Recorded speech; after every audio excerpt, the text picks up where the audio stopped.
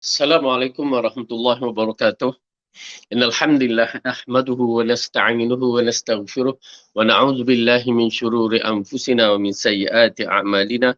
Man yahdihillahu fala mudilla lahu wa man yudlil fala hadiya lahu. Asyhadu an la ilaha illallah wahdahu la syarika lahu wa asyhadu anna Muhammadan 'abduhu wa rasuluh. أما بعد فإن خير الكلام كلام الله وخير الهدى هدى محمد صلى الله عليه وسلم وشر الأمور محدثاتها وكل محدثة بدعة وكل بدعة ضلالة وكل ضلالة في النار. Alhamdulillah, pertama kita rafakkan syukur kita kepada Allah Subhanahu Wa Taala yang menghidupkan kita, yang mengumpulkan kita dan menyampaikan kita di bulan Ramadan, dan kita berada pada hari yang kedua bulan Ramadan. Ianya merupakan hari yang penuh kebaikan untuk kita. Alhamdulillah, bersyukur kepada Allah kerana ianya merupakan bulan maghfirah, bulan pengampunan. Di dalamnya ada pengampunan yang terlalu besar. Hanya orang-orang yang bersungguh-sungguh untuk mendapat pengampunannya sahaja yang boleh memilikinya. Bagi mereka yang tidak mahu, maka mereka jadikan ianya sebagai hari-hari biasa dan rugilah pada ketika itu. Jadi insya-Allah tuan-tuan dan puan-puan, kita sambutlah bulan Ramadan ini dengan penuh sambutan yang penuh semangat, penuh dengan keinsafan, penuh dengan mengharap pengampunan Allah. Kerana apa? Perjalanan kita ini adalah satu perjalanan pada bulan yang penuh dengan pahala, ganjaran. Hanya orang-orang yang bersungguh-sungguh saja akan memilikinya. Seperti mana dalam kisah hadis Rasulullah sallallahu alaihi wasallam yang menaiki satu tangga mimbar itu, dikatakan amin, amin, amin. Lalu para sahabat bertanya, ya Rasulullah, kenapa kamu aminkan sedangkan sebelum ni tak pernah kamu buat begitu? Lalu dikatakan Jibril datang kepadaku dan mengatakan salah satunya, rugilah seseorang itu berada di bulan Ramadan. Rugilah seseorang itu berada di bulan Ramadan tetapi dosanya tidak diampunkan. Maka rugilah. Ya. Jadi kita jangan biarkan perjalanan kita ini dosa tidak diampunkan. Kerana kita memerlukan pengampunan dalam dosa diri kita.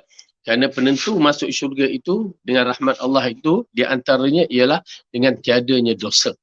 Ya, tiadanya dosa, maka kita akan diampunkan dan dimasukkan di syurga. Tuan-tuan dan puan-puan, kita harapkan ya Allah ampunkan dosa kita. Baik, sekarang kita sambung balik pelajaran kita yang masih lagi kita membicarakan di dalam kitab Ensiklopedia Akhlak Salaf. Ya, jadi ia merupakan satu kitab yang membicarakan akhlak-akhlak orang yang terpilih, generasi yang terpilih yang telah memiliki syurga ataupun jaminan syurga Allah. Jadi kita cuba nak mengikut jejak-jejaknya yang kita masih lagi membicarakan dalam satu bab yang bertajuk bab kasih sayang, dan kini kita berada dalam muka surat 196. 196 yang keempat, meneladani Rasulullah dalam kasih sayang. Meneladani Rasulullah dalam kasih sayang. Kita telah bicara dalam bab yang ketiga dahulu, kasih sayang adalah salah satu sifat ahli syurga. Ya, salah satu sifat penghuni syurga. Dan apa sifat penghuni syurga ini kita tahu. Allah cabutkan beberapa perkara yang tidak baik di dalam jiwa manusia. Semua yang tak baik dicabutkan. Seperti ghirah, cemburu, apalagi jahat atau apa perbuatan perkataan yang tidak baik itu, maka dihilangkan. Ahli syurga berkata dengan perkataan yang baik-baik. Baik. Yang keempat, meneladani Rasulullah dalam kasih sayang. Jadi, kita menyaksikan contoh-contoh yang mampu untuk kita lihat dalam bab ini adalah daripada Rasulullah. Kerana itu Rasulullah diutuskan kepada kita. Para Nabi diutuskan kepada manusia ini ialah supaya dicontohi. Kalau tidak, Allah akan menghantar para malaikat untuk berdakwah. Tetapi bila nak dikeluarkan, kerana ayat ini pernah dikeluarkan dalam Al-Quran, bahawa orang-orang kafir Quraisy sendiri meminta. Ataupun umat-umat terdahulu sendiri mengatakan, ya, kenapa tak hantar para malaikat ya sebagai nabi kita ataupun utusan Allah untuk kita ikuti. Tuan-tuan dan puan-puan, Allah tidak hantar suatu perkara yang berbeza bentuk, berbeza tabiat, berbeza segala-galanya. Kenapa? Dihantarkan seorang Nabi itu ataupun seorang Rasul itu untuk diikuti. Dan syariat telah dikeluarkan kepadanya, diwahyukan kepadanya supaya kita ikuti. Bagaimana berpuasa, bagaimana berjalan, bagaimana hidup bersama keluarga, bagaimana semua itu adalah dimiliki oleh para Nabi. Sehingga bagaimana hubungan antara suami isteri itu semua dimiliki oleh seorang Nabi. Kerana dia adalah manusia yang mana sifat itu ada pada kita juga. Kalau kita diutuskan para malaikat, malaikat tidak makan. Macam mana kita nak tahu ada adab makan, cara-cara makan, apa yang tersembunyi di sebalik makanan? Kita tak tahu. Kerana para malaikat tidak pernah makan. Dia memang dihidupkan, tidak pernah makan. Lalu diajarkan kita syariat makan. Dia ajarkan kita supaya beradab dengan adab, ya, bagaimanakah adab kita sewaktu makan.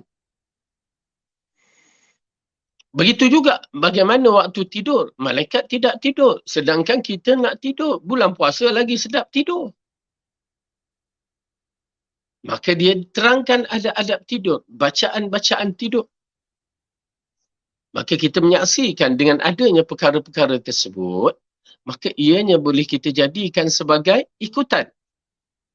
Yang kita saksikan hadis Nabi, sehingga kan kita tengok perbuatan-perbuatan Rasulullah nak tidur tu, ya, yang ada dalam hadis itu lebih kurang 18 perbuatan atau 19 pergerakan perbuatan yang Rasulullah buat. So, tutup makanan, ucapan bismillah, tutup pintu, tutup bilik, tutup lampu. Lepas tu disuruhkan gosok gigi, pakai celak. Apa lagi? Disuruhkan lagi, ya, dengan berwuduk. Lepas tu cara tidur, cara mengiring. Kerana itu adab dia. Yang Rasulullah buat untuk kita mendapat ganjaran pahala yang besar. Kalau malaikat, dia tak tidur. Jadi bagaimana agaknya? Dan kalau diutuskan malaikat, tidak berkahwin. Tidak bersama dengan pasangannya. Ya, dia sendiri-sendiri. Dan malaikat itu tidak lelaki dan tidak perempuan. Maka ianya merupakan satu perkara yang tak mampu untuk kita meraihkan ganjaran-ganjaran besar. Malaikat tidak pernah bermain dengan anak cucu, dengan isteri atau dengan suami. Sedangkan Rasulullah menceritakan Aisyah berlari dengan Rasulullah pertandingan lari. Menunjukkan bahawa risalah ini adalah risalah yang Allah berikan untuk kita meraihkan ganjaran pahala dengan mengikut para Nabi ataupun ittiba'ur Rasul. Baik, di sinilah dikatakan meneladani Rasulullah dalam kasih sayang. Apabila kita benar-benar ingin menjadi mukmin yang bersifat kasih sayang, maka kita harus meneladaninya dari diri Nabi SAW. Sebab baginda satu-satu hamba Allah yang mengisi seluruh kehidupan di dunia ini dengan limpahan kasih sayang. Allah yang membersihkan hati baginda dan dari kebencian maupun kedengkian, lantas menggantinya dengan sifat kasih sayang dan kebaikan. Sudah tentu rahmat Allah, ya, yang Maha Agung ini, dia yang melimpahkan sifat kasih sayang itu kepada Rasulullah SAW. Sedangkan Rasulullah SAW ada pun akhlak dia semua di bawah program wahyu. Ya, kalau tidak, ia masa akan menjadikan Allah turunkan ayat wa ma arsalnaka illa rahmatan lil alamin. Kami tidak utuskan kamu melainkan adalah rahmat di alam semesta ini. Kemudian satu ketika Abu Hurairah bertanya, wahai Rasulullah, peristiwa apakah yang pertama kali engkau alami pada saat engkau diangkat menjadi Rasul? Ya, Abu Hurairah bertanya kepada Rasulullah, apakah peristiwa, yakni pengalaman pahit yang kau alami sewaktu awak mula menjadi anda mula menjadi Rasul? Baginda menjawab, wahai Abu Hurairah, sesungguhnya kamu menanyakan sesuatu yang amat bermakna. Aku pernah mengalami satu peristiwa ketika masih berumur 10 tahun lebih, beberapa bulan. Suatu hari aku mendengar dari atas kepalaku suara dua orang yang sedang berbicara. Salah seorang berkata kepada rakannya, apakah orang ini yang kita cari? Rakan pun menjawab, ya, benar. Mereka pun mendatangi aku dari depan selama itu, aku belum pernah melihat wajah seperti wajah mereka. Juga mencium bau wangi seperti wangian mereka. Serta mendapati pakaian seperti pakaian mereka pada diri orang lain. Keduanya berjalan mendekat, selanjutnya memegangi tanganku dengan sentuhan yang tidak pernah kurasakan. Salah seorang dari mereka pun mengatakan kepada rakannya, baringkanlah. Keduanya membaringkan dengan lembut, sama sekali tidak kasar. Salah seorang dari mereka lantas mengatakan, belahkanlah dadanya. Orang yang satu lagi mendekatku lalu membelah dadaku tanpa ada cecaran darah atau rasa sakit sedikit pun. Rakannya berkata, keluarkanlah benci dan dengki. Maka dia mengeluarkan sesuatu seperti segumpal darah dan membuangnya. Rakannya mengatakan lagi, isilah dengan kasih sayang dan kebaikan.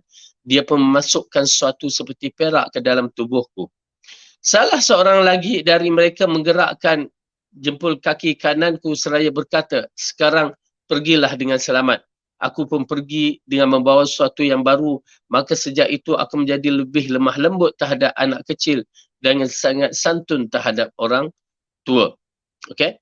Hadis yang diriwayatkan oleh Abdullah bin Ahmad dalam Zawaid Al-Musnad. Baik, dalam bicara perkara ini, ianya merupakan satu perkara yang menarik yang mana dalam kisah Nabi Rasulullah SAW yang dibelahkan dadanya di waktu kecil. Ya, yang mana ianya dilahirkan dan diletakkan di rumah Halimatun Sa'diyah. Waktu Halimatun Sa'diyah menjaganya, ya, lalu dalam peristiwa itu kita tahu bahawa dibelahkan dadanya untuk mencucikan kotoran-kotorannya. Okey. Di mana ianya, kalau mengikutkan kaedah, busyra pada dia diberikan khabar di waktu kecil. Ya, ataupun khabar gembira yang menunjukkan sifat-sifat Nabi itu ada. Dia belum dilantik menjadi Nabi lagi. Tapi sifat-sifatnya, kerana yang kita tahu bahawa lantikan itu muktamad adalah pada usianya 40 tahun. Kalau ikut buku ni dia kata, suatu ketika Abu Hurairah bertanya kepada Rasulullah, peristiwa apa pertama kali engkau alami pada saat diangkat menjadi Rasul.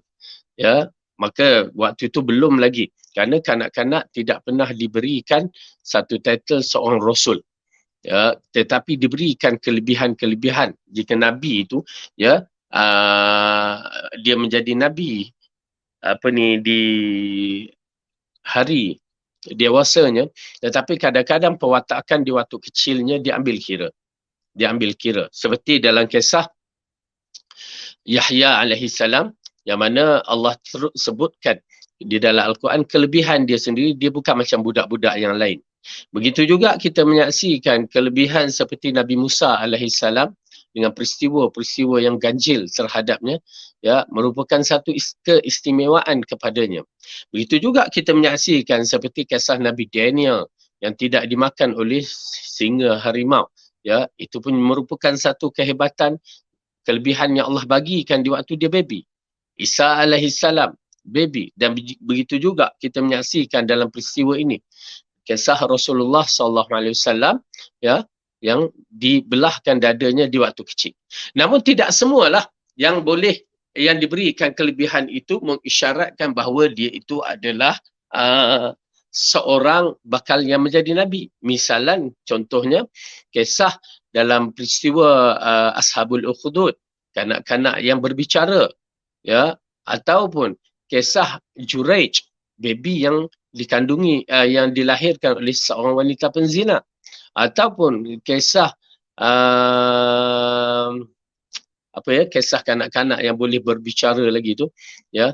Ada 2-3 yang menjadi perkara yang menarik dalam bab ini, tapi mereka itu akhirnya tidak menjadi nabi, ya, dan tidak pula kita dapati cerita itu sampai ke hari tua. Maksudnya hari tua perjalanan budak-budak itu tidak dapat, melainkan nadir cerita yang seperti Nabi Isa alaihi salam, itu kita tahu perjalanan, ya, Nabi Yahya alaihi salam, Rasulullah sallallahu alaihi wasallam, okey, dan Nabi Musa, itu cerita-cerita yang sampai kepada kita. Maka apakah kesudahan mereka itu? Tetapi salah satu kisah seperti cerita adalah Ashabul Ukhdud yang dibakar, maka baby itu dibakar sama maknya. Okey, yang lain daripada tu dalam kisah Juraij, ataupun kisah yang dikatakan kisah Masyitah, penyikat anak Fir'aun, ya, anak perempuan Fir'aun itu pun begitu juga. Ala kulli hal, kita berdiri di atas dalil yang sahih, ya, berdiri di atas dalil yang sahih bagaimana kisah tersebut, satu, dan kedua kita beriman jika ianya dalil yang sahih tanpa ragu-ragu. Yang ketiga, perjalanan mereka itu kadang-kadang mengisyaratkan dia adalah budak yang masya-Allah, yang akhirnya menjadi nabi, ya, yang akhirnya menjadi rasul. Kadang-kadang ia merupakan satu keistimewaan yang Allah berikan. Baik. Jadi dalam kisah ini kita saksikan bagaimana diceritakan bahawa Rasulullah SAW di waktu umurnya 10 tahun, ya, mungkin ini salah satu riwayatnya, katanya lagi kecil, ya, di mana dibelahkan dadanya dan dikeluarkan. Dari situ datang kefahaman, ya, satu kefahaman yang menarik. Tuan-tuan dan puan-puan kena faham elok-elok. Setiap risalah yang Allah hantarkan kepada manusia ada hikmah yang terkandung. Setiap risalah yang Allah hantarkan kepada Rasulullah terutamanya, ianya merupakan perkara yang tersembunyi yang akhirnya diguna pakai di akhir zaman. Ya, seperti yang kita tahu bahawa teknologi di zaman sekarang ini adalah bergantung daripada teknologi kemahiran dari zaman kemajuan tamadun Islam. Kita tahu kita ada zaman tamadun Baghdad, kita ada zaman tamadun Andalusia, yang mana keilmuan tidak dinafikan oleh sejarah. Telah terbukti sejarah Islam tentang kehebatan tamadun ini. Bahkan ilmu-ilmu yang barat curi daripada kita di tamadun Andalusia begitu banyak. Ilmu-ilmu yang diambil pakai dalam kisah tamadun Baghdad, mereka ambil dan curi, dan mereka menggelar diri mereka memahirkan, memajukan. Sedangkan ianya semua datang daripada Islam. Semua datang dari Al-Quran dan As-Sunnah Nabawiyah, ya, melalui mukjizat wahyu yang Allah turunkan. Oleh kerana itu kita menyaksikan ini di antara contoh dia pembedahan yang berlaku pada zaman sekarang ini adalah untuk, ya, kesihatan terpaksa membedah dada, terutamanya barang siapa yang sakit jantung, sakit dalaman, semua konsep pembedahan itu dijalankan. Semua adalah datang daripada program wahyu. Tuan-tuan dan puan-puan, ya, perubatan yang berlaku pada zaman moden ini adalah datang daripada program wahyu. Cuma adalah bercampur baur sedikit, ya, barat datangkan, ya, memperbaikinya, tidak dinafikanlah. Tetapi semuanya sumber ini datang daripada program wahyu, ya, sehinggakan komputer kita itu pun datang daripada tamadun Islam. Daripada sudut kapal terbang, telefon, apa lagi, ya, handphone kita yang guna sistem sistem satelit, apa semua itu semua telah berlaku dalam peristiwa, ya, wahyu Rasulullah yang mendapat wahyu secara begitu. Tetapi sayang kita tidak, umat Islam, ya, tidak memerhatikan selepas jatuhnya tamadun Baghdad dan tamadun Andalusia. Ini semua puncanya bukan apa, tuan-tuan dan puan-puan, ya, Allah nak uji kita, tetapi sebab kesannya golongan kafir memerintah ummah. Kenapa kita tahu kisah jatuhnya kerajaan Andalusia tak lama pun, lebih kurang 1511 tahun yang lepas, about lebih kurang 5-6-700 tahun yang lepas, ya, lebih kurang begitulah. Kerana tahun 1500 kita berada tahun 2000, ya, 500 tahun yang lepas lebih kurang. Jadi tuan-tuan dan puan-puan, ianya merupakan tangisan ummah, ya, tangisan umat Islam, kehilangan teknologi, kemahiran daripada sejarah umat ini yang dimiliki oleh orang Islam. Baik, sekarang kita lihat bagaimana Allah membuangkan di dalam hati Rasulullah SAW, ya, dengan benci dan dengki. Lalu ditambahkan dalamnya kasih sayang dan kebaikan.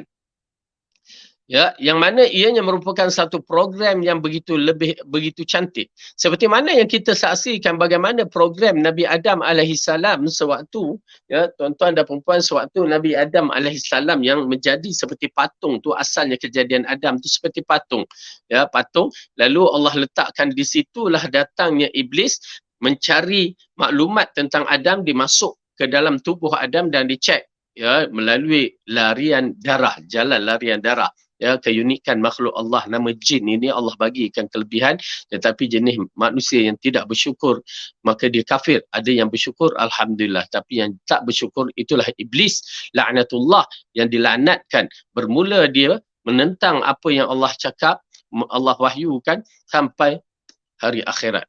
Itu iblis. Ya, sedangkan dia sudah duduk satu tahap yang tinggi bersama para malaikat. Tuan-tuan dan puan-puan, itu satu nasihat kepada diri kita sendiri supaya jangan kita terlampau ego, terlampau sombong dengan ilmu yang kita ada. Tak ke mananya kita. Ya, ilmu kita terlalu sedikit, ilmu kita tak ada banyaknya, kekayaan kita terlalu sedikit, tak ada banyaknya. Ya, kita yang merasa terlalu banyak, sedangkan di sisi Allah tak ada apa-apa. Apabila iblis dah sampai tahap malaikat, ya, ingat para ustaz, walaupun iblis sudah sampai tahap para malaikat, akhirnya dia menjadi makhluk yang dilanakti, dimasukkan dalam neraka kekal abadi. Begitu kedudukannya. Na'udzubillah min zalik. Okey? Maka iblis dia cek tubuh badan Adam melalui larian saluran darah. Ya, berapa ribu larian saluran darah kita ni kan terlalu banyak. Masya Allah. Research sains telah mengkaji tentang berapa banyak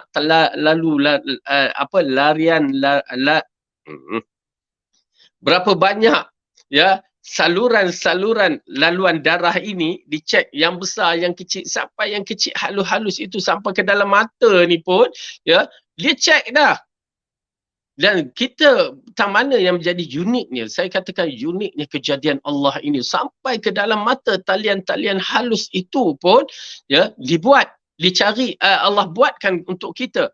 Oleh kerana tu, kadang-kadang kita ni tak perasan, yalah kencing manis dah satu bab lah, kita rabun kan, kita rabun. Dan orang tua ada peringkat dia, umur dia, dia menjadi rabun ataupun menjadi kurang kuat pandangan mata dia, walaupun dia tak kencing manis, dia akan jadi kurang, kerana itu dah memang sifat tubuh badan kita.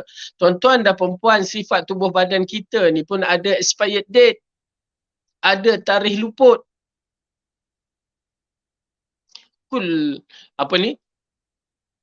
Ianya merupakan satu perkara yang begitu unik Allah jadikan. Kalau kereta kita tengok, kalau zaman Henry Ford atau sebelum tu, kereta tu pun ada expired date. Habis dah tak ada, ditelan zaman. Muncul kereta baru zaman sekarang. Dan semua kereta-kereta dulu, waktu kita mula dapat Proton Saga tu kan, gahnya. Dah habis ditelan zaman. Ia menjadikan satu kereta yang mundur, ataupun produk yang lama tu dah tinggal.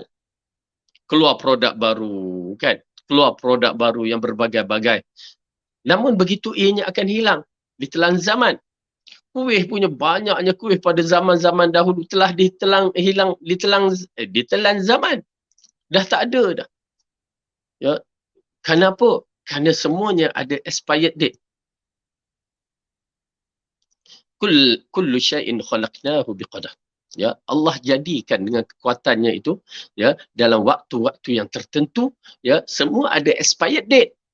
Maka kita pun, tubuh badan kita ni pun ada expired date. Bila sampai expired date, itu mengikut keadaan. Ada yang dipotong kaki, ada yang dipotong kaki, jari, ada yang dipotong, dicabut jantung, ditukar jantung lain, ada dicabut buah pinggang, ditukar buah pinggang lain. Begitu keadaannya. Dan sampai satu noktah yang paling penting, ya, apa dia? Nyawa kita yang berada dalam tubuh kita pun akan dikeluarkan. Tetapi saya tertarik dalam bab ini ialah kerana apa? Bagi mereka yang kencing manis misalnya kan. Ini satu pandangan sebentar. Memang tidak dinafikan Allah bagikan mata kita ni, ya, dengan fungsi yang menarik sekali, ya, dengan saluran-saluran darahnya, ya. Tiba-tiba dia rabun, usia muda rabun kan disebabkan kencing manis. Yang saya bicarakan. Sampai satu tahap dia tak nampak. Lepas tu alhamdulillah dia tukarlah, ya, buang katrak dia ke apa ke yang dibuangkan tu, dibetulkan balik apa semua, dia nampak. Tok-tak, kena balik rabun. Itu yang cukup suspend betul, ya.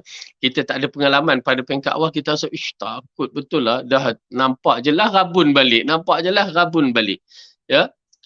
Saya tertarik disebabkan saya pergi, tiba-tiba dia rabun balik. Saya dah tukar dua mata ni, bukan Bionic Man. Dia tukar mata tu dalam bentuk biji-biji, dia buang, dia cataract itu hilangkan, dia buang, buatlah apa yang sesuai, ya. Kemudian satu part lagi, apabila sampai satu tahap dia rabun, ya, dia rabun juga. Lalu pergi jumpa doktor, ya, alhamdulillah jemaah kita, kawan kita di Pusrawi itu, Dr. Balkis, hafizahullah, yang mana dia agak menarik, dia Masya Allah, ya. Lalu dia beri rawatan, mula dia kata, Ustaz, saya nak laser kan. Kita bila dengar laser tu dah rasa kecut. Pasal apa? Kita ingat laser ni yang jenis macam api tu, jenis potong macam api tu. Ya Allah. Betul? Dia kata, tak ada apa-apa Ustaz, tak sakit, dia kata. Betul ke? Kan? Ya, tak apa. Lepas tu, saya pergilah. Ya. Lepas tu, dia hanya tengok, ya, just fokus pada tempat mata tu, ada alat dia. Dia tembak. Yang kali pertama tu, dia tek, tek, tek, bunyi macam tu je. Ya, bunyi macam tu sahaja. Dengan izin Allah, ya, dengan izin Allah, subhanallah, dia kata insyaAllah esok clear. Ya, esok clear. Pasal Rabun jauh kan. Lepas tu, memang subhanallah, ya, dia kata apa, yang penting saya nak Ustaz sebarkan dakwah. Masya Allah, itu kalimah yang cukup menarik lah dalam bab ini. Ya. Lepas tu, bila tengok, subhanallah, memang, ya, clear. Jadi kita pun tertanya-tanya. Tapi saya lepas tu, bila dah clear tu, saya menangis. Kenapa? Saya teringat, alangkah cantik jika teknologi macam ni ada di zaman Rasulullah, zaman para sahabat, tabi'in, tabi'in. Disebabkan apa? Kalau tuan-tuan dan perempuan mempelajari ilmu hadis, di sana ilmu rijal, ada lelaki-lelaki yang mana ulama hadis di akhir hayat mereka tu buta. Yang ni rabun. Dan para sahabat rabun. Ya, tetapi dia meriwayatkan hadis, ya, alangkah indah kalau mereka itu waktu itu ada mata dan mereka menambahkan siri dakwah mereka di dalam perjuangan, ya, alangkah indahnya. Tetapi ialah itu semua ada hikmah yang terkandung. Maka alhamdulillah, lalu saya bertanya macam mana asalnya. Dia katakan bahawa laser yang digunakan itu, dia tunjuk anak mata kita, ni nampak ada dot di sini itu, ni mengisyaratkan kecil manis dah mula nak berada, ya, kesan daripada mata tu. Okey, dia kata okey, masih lagi tak ada ni, ada sikit-sikit, dia kata. Cuma dia tunjuk, Ustaz tengok mata yang ada dot yang banyak ni, kencing manis ni, nampak dah banyak dah ni, ya. Jadi bagaimana fungsi yang kita laser tu adalah untuk mengembangkan sistem saluran darah tu, ya. Saluran darah tu dikembangkan, maka oksigen masuk dengan baik. Tu dia, ya. Oksigen itu akan masuk dengan baik, ya. Jadi alhamdulillah, ya, kita bersyukur kepada Allah dengan teknologi yang Allah bagikan itu, ya, manfaatkan umat Islam, ya, manfaatkan umat Islam. Okey. Jadi kita lihat bagaimana Allah berikan kepada Rasulullah sallallahu alaihi wasallam, ya, satu sifat yang terbaik, kasih sayang dan kebaikan. Ianya merupakan satu rahmatan lil alamin, rahmat kepada alam semesta, kerana Rasulullah nak menyampaikan satu risalah yang besar untuk menjadi nabi akhir zaman. Okey, kita lihat Muhammad adalah hamba yang paling sempurna kasih sayangnya, sosok yang lemah lembut, dermawan serta halus dalam bertutur kata. Allah menjadikan hamba yang suci dan sangat menyayangi makhluknya. Ya, dengan sifat yang diberikan kepada Rasulullah SAW, dia lebih sayang daripada seorang ibu yang menyayangi anaknya. Ya, begitu penyayangnya. Oleh kerana itu tutur bahasa Rasulullah lembut. Bila orang buat kacau dia cara tak betul, bagaimana seorang ibu lah. Tuan-tuan dan perempuan, saya dapat menghayati sedikit sebanyak seorang ibu dalam bentuk kasih sayang, ya, dalam bentuk nak beranak tu tak tahu, ya, sakit dia bagaimana, itu kita tak pandai. Kita orang lelaki bukan bidang kita, jangan bicara lah, ya, aduh sakit perut macam orang nak beranak, hentilah orang lelaki nak berbicara begitu, kerana itu adalah sifat wanita yang Allah berikan kelebihan. Kesabaran bermula hari dia mengandung tu sampai dilahirkan memang hanya dimiliki oleh seorang wanita, bukan lelaki. Tetapi peruntukan itu diberikan kasih sayang kepada Rasulullah yang dapat menghayati bagaimana ibu itu mengandung. Ya, betapa sakitnya melalui wahyu-wahyu yang diberikan kepadanya. Okey. Jadi, bila kita menyaksikan seorang ibu, saya membicarakan bagaimana kasih sayang Rasulullah itu seperti kasih sayang seorang ibu. Seorang ibu yang telah mengandung baby, teruk mengandungnya, ngidam itu, ngidam ini, ya. Lepas tu terpaksa pula nak sembahyang tu berat sangat-sangat, ada masa tak larat dan berbagai-bagai. Alhamdulillah bagi mereka yang memiliki suami yang memahami jiwa wanita-wanita ini. Seharusnya suami kena memahami kerana seorang wanita sedang mengandung zuriat dia ataupun generasi yang bakal muncul selepas itu, yang merupakan generasi soleh yang akan menentukan di antara ganjaran pahala yang akan kita miliki ataupun tidak. Maka kita kena raikan, kita kena bantu isteri kita yang mengandung. Kadang-kadang, maaf kata setengah suami dia tidak fahami. Allah sakit sikit. Nah, saya melihat eksperimen yang dibuat oleh saintis, ya, bagaimana seorang laki-laki itu, bila perempuan tu dikatakan dapat tahu bab mengandung aja, itu baru dari sudut perbuatan, ya, lalu diletakkan. Berapa berat wanita tu diambil kira. Berat sebelum mengandung dan tengah mengandung. Maka didapati berat tengah mengandung, setiap kali berat itu lelaki dipikulkan dengan satu barang pada perut dia. Tuan-tuan dan perempuan, berapa lama lelaki boleh bertahan? Pasal apa orang mengandung tu dia akan jadi bengkok sikit. Kan? Kerana ke depan tu maka tulang belakang tu dah jadi tidak stabil. Ya, seolah-olah tidak stabil. Orang lelaki dah tak mampu, stop. Ada satu tempoh tu dia stop, tak larat, sakit. Itu baru di sudut tubuh badan. Ya, yang mengandung dari dalaman ni lain. Kita duk kandung, orang lelaki duk kandung dari luar. Dan yang menarik sekali, yang dalaman ni dia ada efek dari sudut nak muntahnya, mengidamnya, apanya, ya. Satu benda yang unik yang Allah berikan, yang mana ianya untuk kita berfikir. Yang saya pergi dapat maklumat, cari juga, tanya juga orang tentang yang ni bila mengandung mengidam mempelam. Yang ni bila mengandung dia mengidam apa, nak makan minum air soya je. Berkotak-kotak soya. Habis beranak tak minat langsung. Ni mengandung nak makan cili, mak. Kalau dia makan tu cili satu genggam ni, cili padi tu. Ya. La ilaha illallah. Ada yang mengandung nak makan aiskrim, bukan aiskrim, ais keruk dia makan tu, ya. Makan macam makan keropok tu, keruk. Ada yang sampai benda-benda yang na'udzubillah dia nak ya Allah, kita nak cerita pun menyembang pun pelik-pelik belaka. Dia nak makan, dia mengandung tu dia rajin kiwi kasut suami dia, ya, tentera tu suka, ya.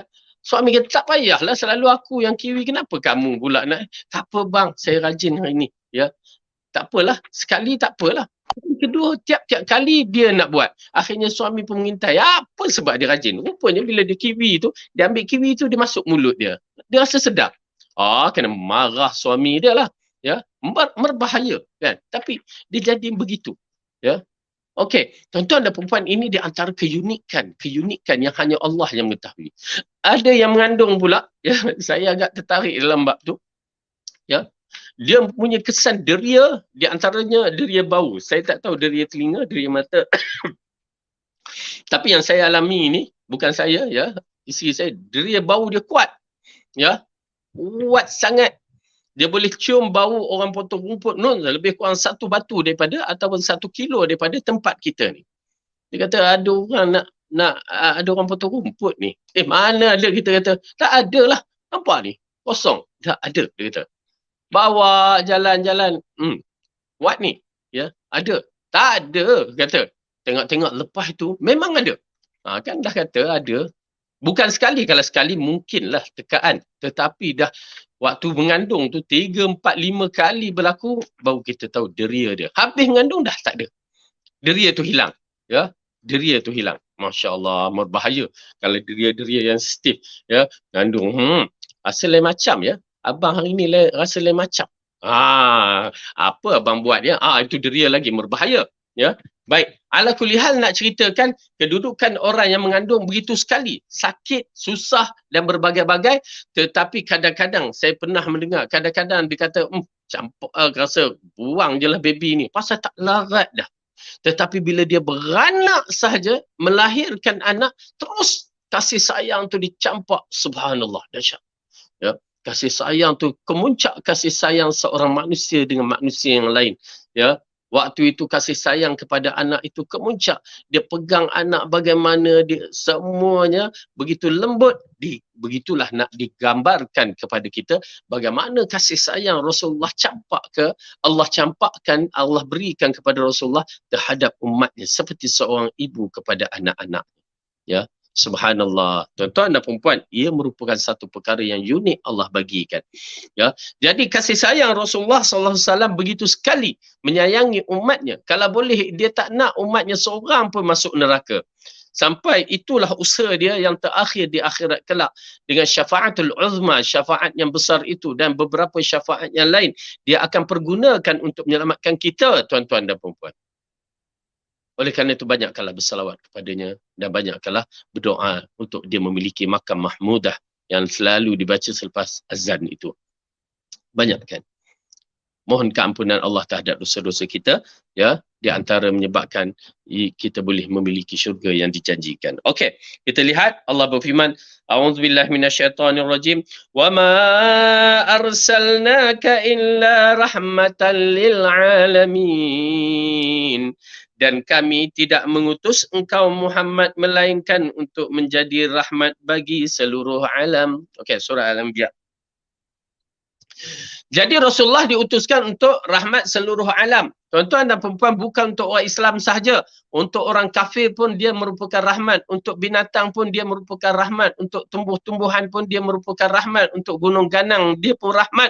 Untuk sampai di galaksi antara bumi dengan langit itu pun rahmat. Kerana apa? Sistem galaksi tidak boleh dicalarkan dengan kesilapan manusia yang cuba melanggarkan peraturan alam yang Allah tetapkan. Itulah rahmat. Apabila percubaan-percubaan yang berbahaya, misalan kita bagi contoh, bila sistem-sistem di bumi ini dilawan, dicanggahkan, maka dia merupakan menjadi bala. Apabila sistem aliran air itu dipesongkan dengan cara yang tak betul, maka ia merupakan bala. Gunung ganang itu diruntuhkan dengan cara tak betul, maka ia merupakan bala. Itu kita kena faham elok-elok. Oleh kerana itu ada hak-hak tertentu. Dan begitu juga sistem galaksi bila dibuat, dikacau dengan cara yang tak betul, maka ia merupakan bala yang akan berlaku. Sistem ini akan kucak-kacir. Maka bila sistem ini kucak-kacir, berarti ianya merupakan satu malapetaka yang akan timpa. Oleh kerana itu Rasulullah, wa ma arsalnaka illa rahmatan lil alamin. Ya, Rasulullah itu adalah utusan untuk menyelamatkan alam semesta. Kalau tidak, manusia akan berbuat apa sahaja yang dia nak buat. Ya, na'udzubillah. Kemudian Allah berfirman, laqad ja'akum rasulun min anfusikum azizun 'alaihi ma 'anittum harisun 'alaikum bil mu'minina raufur rahim. Sesungguhnya telah datang kepadamu salah seorang rasul dari kaummu sendiri. Berat terasa olehnya penderitaan yang kamu alami. Dia sangat menginginkan keimanan dan keselamatan bagimu. Penyantun dan penyayang terhadap orang-orang yang beriman. Tu. Ya, bagaimana Rasulullah SAW yang disebutkan di dalam surah At-Taubah, bagaimana sifat dia begitu penyayang kepada orang yang beriman. Dia melihat para sahabat, dia melihat kedudukan sahabat, dia sedih dan risau. Apatah lagi sahabat-sahabat yang sanggup meninggalkan kehidupan dunia semata-mata untuk agama Islam seperti Mus'ab ibn Umair. Dia melihat para sahabat, dia akan merasa sedih bila sahabat datang, ya Rasulullah, cantiknya pakaianmu. Dia pergi bagi hadiahkan jika itu rida, dia bagi begitu saja. Dia tak sampai hati bila seorang itu ya disebutkan perkataan begitu, dia akan bagi. Itu pasal di kalangan sahabat memerhati setengah sahabat-sahabat yang lain berbicara. Kerana apa? Takut bila dia bicara Rasulullah akan ambil dan itu apa yang boleh dikeluarkan. Ya, itu hanya kehebatan sifat Rasulullah. Kerana dia sayang, dia nakkan sahabat-sahabat lain meraihkan bersama-sama. Oleh kerana kita menyaksikan dalam hadis-hadis bagaimana sifat Rasulullah bila dia tengah makan, ya, tengah makan, dia lihat ada orang lain, dibagikan, okey, pas makanan ni, pas makanan ni. Ya. Begitu sekali sifatnya. Ya, subhanallah. Ianya perlu dimiliki oleh kita. Tak sedikit, sebanyak sedikit pun kita dapat. Masya Allah. Okey. Rasulullah pernah menyebut nama serta julukan beliau di hadapan para sahabat dan salah satunya mengenai pribadi baginda yang penuh kasih sayang. Baginda bersabda, "Ana Muhammadun wa Ahmadu wa muqaffi wal hashiru wa nabiyyut taubati wa nabiyyur rahmati." Namaku antara lain Muhammad, Ahmad. Dua-dua maksudnya terpuji. Yang Ahmad tu disebutkan dalam kitab. Ya, kitab Injil. Al-Muqaffa, pengikut jejak para nabi sebelumnya. Al-Hashir, yang berada di depan tak kala seluruh umat dikumpulkan di padang mahsyar. Nabiyyun Taubah, nabi yang membawa risalah taubah. Nabiyyur Rahmah, nabi kasih sayang. Ya, ini di antara gelaran-gelaran Rasulullah SAW yang disabitkan dalam hadis riwayat Muslim. Okey. Kerana kita pun dalam bab ini kena perkara yang jelas. Tuan-tuan dan puan-puan, kenapa setengah orang perkara begini dia boleh reka cipta nama-nama yang begini. Ada perbahasan sedikit ya. Kenapa? Kita melihat semua perkara-perkara, terutamanya perkara-perkara yang begini memerlukan dalil, amrun tauqifi, yang perlu dijelaskan. Kerana kalau tidak dia akan menjadi penyelewengan. Seperti mana nama-nama Allah yang terpuji mengambil daripada sifat-sifatnya yang terpuji, ya, adalah amrun tauqifi yang ada pada kita 99 nama yang terpilih. Ya, lebih itu hanya Allah yang mengetahui. Ya, nama Allah itu melebihi 99, tetapi yang diberikan kepada kita 99 sahaja. Maka yang lebih itu hanya Allah yang mengetahui, jangan kita sibuklah nak cari. Ya, ada penyebuk-penyebuk tu dia nak cari. Kenapa tak cukup 100? Dia nak cari yang 100 tu. La ilaha illallah. 99 tu beramal yang dijaminkan kedudukan syurga. 99 tu diikuti. Ya, bukan duk sibuk yang satu tak jumpa tu. Biarkan urusan itu ilmu di sisi Allah. Tu kaedah dia dalam bab asma' wa sifat. Dan asma' wa sifat ini, asma' nama-nama yang terpilih ini adalah diambil daripada perbuatan-perbuatannya, yakni sifat-sifatnya.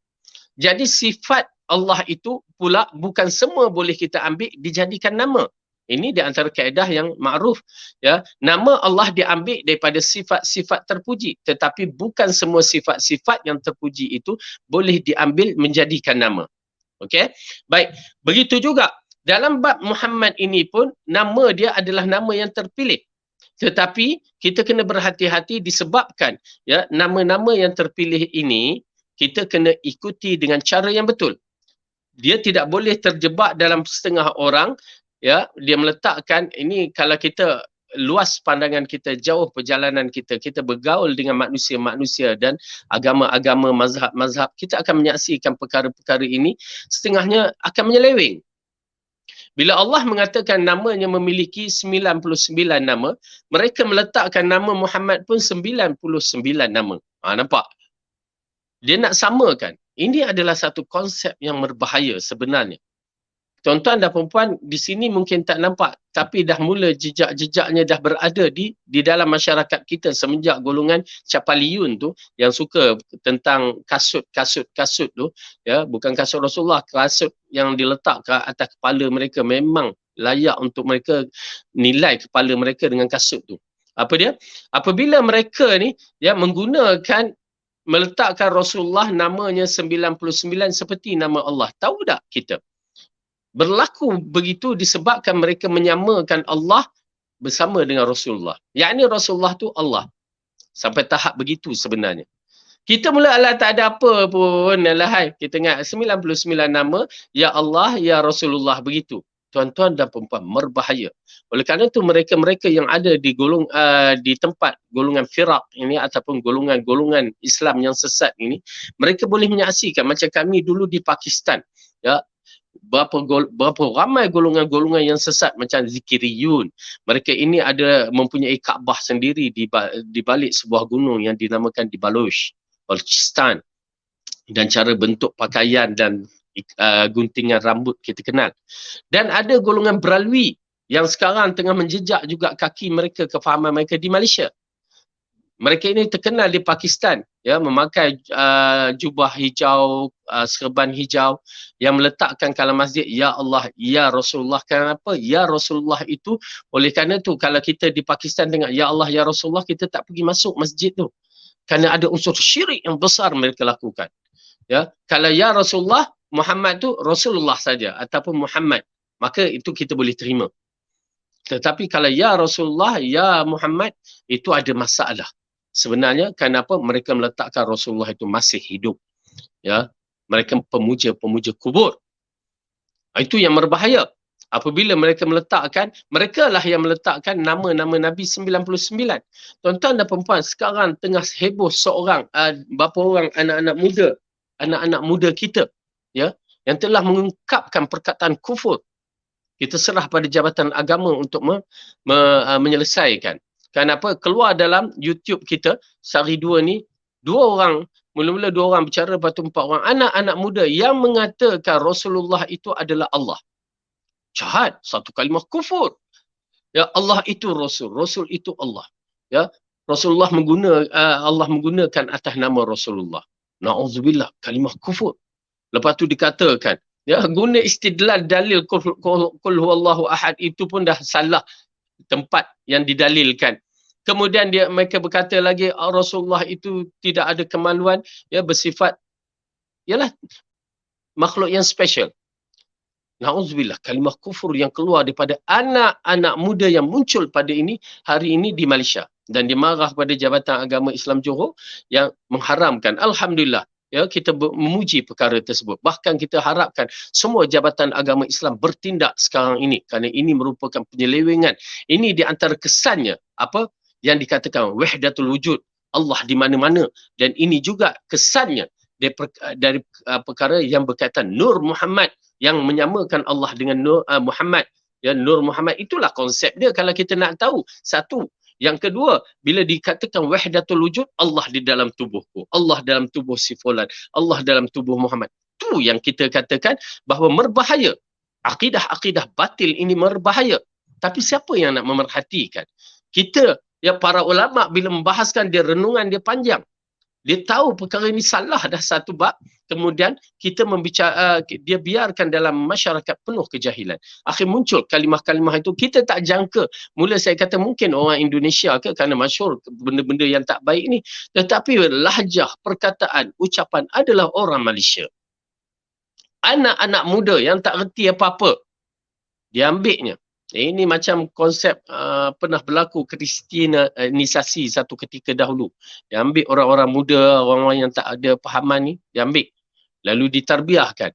Ya, diajarkan perkara-perkara kufur. Perkara-perkara kufur yang boleh mengkafirkan, jatuh kafir, jatuh murtad bagi orang yang beriman dengan konsep yang begitu. Na'udzubillah min dzalik. Berhati-hati. Kita mungkin lepas, tetapi anak kita belum tentu. Zurat kita belum tentu. Okey. Namun begitu, baginda bersabda, hadis yang diriwayatkan oleh Muslim, ana Muhammadun wa Ahmadu. Ya, aku adalah Muhammad dan Ahmad. Yang ini gelaran terpuji. Dalam Al-Quran dikatakan Ahmad. Oleh kerana itu muncul pula manusia-manusia ni yang mengaku dirinya, okey, aku adalah Ahmad yang disebutkan di dalam Al-Quran. Muhammad itu Rasulullah, Ahmad itu dia. La ilaha illallah, fitnah akhir zaman. Okey, kemudian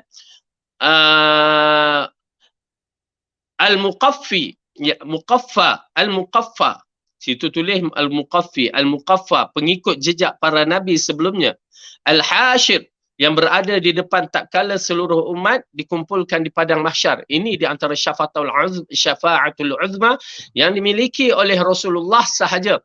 Ya, semua para nabi tak mampu, tetapi Rasulullah sahaja yang mampu.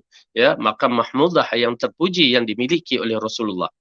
Kemudian Nabi Taubah, nabi yang membawa risalah taubah, dan akhirnya hari ini kita telah berada pada bulan yang penuh pengampunan taubat yang penuh akan diterima oleh Allah Subhanahu Wa Taala. Dan Nabi Rahmah, nabi yang penuh dengan kasih sayang. Ya, kita ingat ada satu je rahmah, menu rahmah. Zaman sekarang ni duk sibuk dengan menu rahmah. Ya, hari ini kita belajar Nabi Rahmah. Ya, nabi yang penuh kasih sayang. Menu rahmah, menu yang penuh kasih sayang. Ya, alhamdulillah lah, kita no comment lah dalam bab itu, masing-masing punya hal. Ya, tapi menu rahmah tu penuh kasih sayang, maksudnya harga yang murah. Isi dalam tu dikurangkan sikit ke apa itu, pandai-pandai lah. Ya, tapi kita buatlah yang terbaik. Kalau ada niat sedekah, lagi besar pahala. Ya, sembang bab makan pula bulan puasa ni ya. Rasulullah juga seorang hamba yang berhati lemah amat lembut dan berbalut kasih sayang. Dalam sebuah hadis, baginda bersabda, inni la adkhulu fi salati wa ana uridu italataha fa asma'u buka'a sabi fa atajawwazu fi salati mimma a'lamu min shiddati wajdi ummihi min bukaihi. Maksudnya, ketika aku baru saja mulai mengimami solat dan berniat akan memanjangkan bacaannya, aku mendengar tangisan anak kecil. Aku pun mengurangkan niatku dan memperpendekkan solat itu sebab aku ikut merasakan perasaan sang ibu yang mendengar tangisan anaknya itu. Nampak tak? Itu yang saya katakan, ya, jiwa Rasulullah adalah jiwa seorang seperti ibu. Ya, jiwa dia. Waktu tu kita kenal Rasulullah sallallahu alaihi wasallam seorang lelaki yang solatnya panjang. Tetapi dalam solat fardu panjangnya terkawal. Tetapi disebabkan waktu itu solat berjemaah. Ya, solat berjemaah. Dia asalnya nak memanjangkan. Tetapi dia dengar budak-budak baby itu menangis. Lalu dia pendekkan. Ya, dia pendekkan. Pendek kenapa, tuan-tuan? Kalau kita kat masjid ni, ya, orang bawa anak-anak tiba dengar menangis, ya, hiruk pikuk, kita nak pendekkan. Tetapi bukan pendek kita nak bagi rahmat pada ibu tu. Pendek kita siap kamu, lepas aku solat aku tengking. Tu dia. Ya, pendek habis je solat. Kenapa bawa budak-budak ke masjid? Ya, kenapa biarkan dia menangis? Kenapa bawa kanak-kanak ke masjid? Itu yang kita halunkan. Jauh manhaj sunnah. Ya, Rasulullah dia tak salahkan mak dan ayah pasal benda ni sampai kepada kita, ya, bagaimana pihak masjid marahkan ibu dan bapa membiarkan anak-anak menangis dan lepas tu membiarkan anak, ialah kanak-kanak, nama lagi kanak-kanak kan, ya, cuma kontrolkanlah, ya, sampai budak-budak nak pergi masjid pun tak nak. Lebih baik kami pergi ke pasar-pasar, pergi ke mall, tak pernah kena marah. Tapi bila pergi masjid kena marah. Lepas tu, ya, orang yang tua dalam masjid tu makin lama makin mati. Ya, seorang-seorang mati dah tak ada pewarisnya. Pewaris dah kena halau, kena marah, macamlah mereka ni hebat sangat. Ini di antara masalah. Programkan minda kita. Satu, programkan masjid itu dengan betul. Kalau kita rasakan duit masjid banyak bertimbun tiap-tiap minggu dapat beribu, apa salahnya? Misalan solat tarawih, misalan sekarang ni kan, kita bawa kanak-kanak, sediakan satu tempat. Kalau agak berlaku perkara yang tak selesa, sediakan satu tempat. Okey, buatkan bagi budak-budak tu main di situ. Apa salahnya? Upahlah seorang. Kenapa kedekut sangat? Upahkan seorang dua menjaga. Tak menjadi masalah. Tetapi bila kita sikap seolah-olah masjid tu kita punya dan kita merasa kita ni bersih, ya, maka akhirnya itulah jadi. Orang bawa anak menangis, kita marah mak bapak dia. Ya, kononnya tak khusyukkan solat. Ya, ikhwah, ya, sahabat-sahabat, tuan-tuan dan perempuan, jauh perjalanan kita. Jauh perjalanan. Menyebabkan kanak-kanak, orang-orang muda tidak berminat kepada masjid disebabkan salah pengurusi dan AJK masjid itu sendiri. Salah. Bagi saya salah. Kerana kita menyaksikan perjalanan masjid di zaman Rasulullah hingga kanak-kanak bermain dalam tu. Apa salahnya? Kerana apa? Nak jadikan masjid sebagai pusat yang penting dalam siri perjalanan dakwah ummah. Bahkan dikatakan bahawa para sahabat nak bagi kanak-kanak tu main, diletakkan tamar, tandan tamar dalam tu. Budak-budak main pergi ambil kurma makan, lepas tu main lagi. Ya, kerana apa? Nak meraihkan masjid, meraihkan sebagai tempat yang baik untuk ditarbiahkan. Tapi sayang kita, ya, nak raihkan masjid, ya, nak cantik-cantik semata-mata itu. Kapet baru semata-mata. Decoration nak dibuat di depan tu. Semua itu tidak ada roh keimanan. Akhirnya budak-budak makin lama makin besar, ya, mereka tak berminat pada masjid, yang si tua je yang tinggal. Ya, yang menyangkakan diri mereka tu hebat sebagai abid di dalam masjid. Ya, na'udzubillah. Akhirnya pendakwah-pendakwah yang betul-betul membawa Quran dan Sunnah dihalau, diskat. Pendakwah-pendakwah yang berkompang, yang bernyanyi itu yang diambil, ya, kesudahannya. Akhirnya masjid tempat korang lah, senang cerita, ya. Baik. Jadi di sini mengisyaratkan Rasulullah begitu lembut hati dia, dengar saja, ya, dia meringankan solatnya. Kenapa? Dia risau ibunya akan risau. Oleh kerana itu, tuan-tuan dan perempuan, kita kena faham ya sifat perkara yang berkaitan tafaquh fi solah fil masjid, ya, berkaitan dengan cara solat, ya, kalau kita ada anak kecil apa yang perlu kita buat. Semua ada hadis dalam Rasulullah sallallahu alaihi wasallam punya perjalanan. Rasulullah tak ada anak kecil. Siapa kata Rasulullah tak ada cucu dia? Yang Hasan Husin datang duduk di belakang Rasulullah sallallahu alaihi wasallam. Kalau kita cucu buat begitu, kita campak cucu kita, ya. Tetapi Rasulullah tidak. Ya, dia yang melambatkan bangun dirinya sehingga sahabat yang meriwayatkan hadis, aku menyangka Rasulullah itu ya telah diserang oleh orang kafir ke orang yang jahat, ya, melakukan sesuatu kepada Rasulullah. Lalu aku angkat kepalaku, ya, bangun nak tengok. Rupanya cucu-cucunya duduk di belakang, ya, duduk di belakang di waktu sujud Rasulullah sallallahu alaihi wasallam. Itu dia.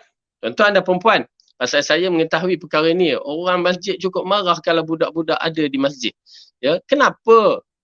Ya, betul. Kadang-kadang rasa terganggu, tetapi biarkan budak-budak itu, didiklah elok-elok.